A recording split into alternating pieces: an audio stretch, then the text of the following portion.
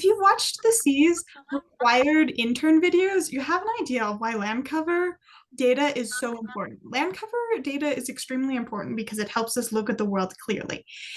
Using land cover data, we can assess and predict changes in our natural environment. We can use it as a climate change metric, a drought predictor. Its components can be applied almost everywhere. Mosquitoes, for instance, land cover data, through that, we can look at changes where changes in their population might happen, such as during droughts and during floods. And we can also predict what species of mosquitoes those mosquitoes could be based on the land cover data. The problem with land cover data is it's not a super detailed portrait. If you pull up the Sentinel-2 images, they're beautiful and they are complex.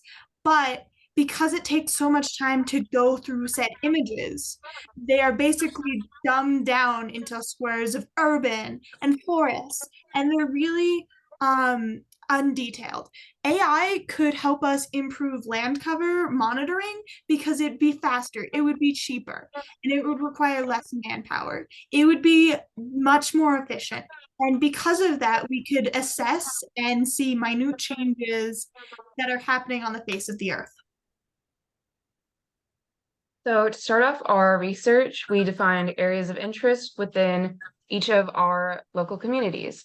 So each area of interest covered a 100 meter by 100 meter area and contained 37 individual points. Individually, we used the Globe Observer app to collect photographs and analyze the land cover of each of these area points. We then uploaded our grid to Collect Earth Online, where we individually analyzed satellite images of the same areas.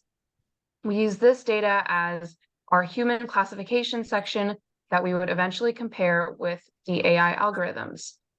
And then using the AI model, we then determined how an AI would classify the same areas that we did in order to spot discrepancies between the two methods.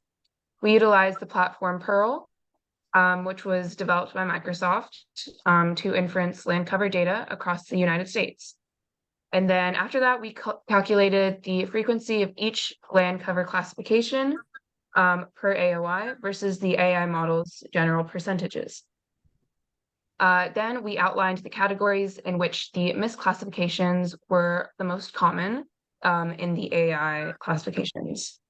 From that, we found that the tree cover and grass cover areas were the categories with the most AI error, and we also found that the average difference between the human classified AOIs and the Pearl model classified AOIs was around 5.5%.